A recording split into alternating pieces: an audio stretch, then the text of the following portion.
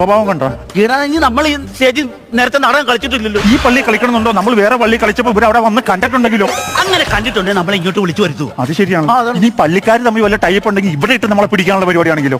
രൂപതന്ന് അങ്ങനെ വല്ല തീരുമാനം ഉണ്ടോ? ഹലോ ഹലോ നമസ്കാരം. ഇങ്ങനെയാണ് നിങ്ങൾ നമസ്കാരം പറയുന്നത്? ഞങ്ങളുടെ ട്രൂപ്പുകാർ ഇങ്ങനെയാണ് നമസ്കാരം പറയുന്നത്. ആണ്. പേടിച്ചു പോയി. അതെ, ഈ പള്ളിയിൽ ഞങ്ങൾ 51 കമ്മിറ്റിക്കാരാണ് ഉള്ളത്. 51 ഇച്ചിരി കൂടിപ്പോയി. അതിൽ 50 പേർക്ക് മെഗാ ഷോ നടത്തണമെന്നായിരുന്നു.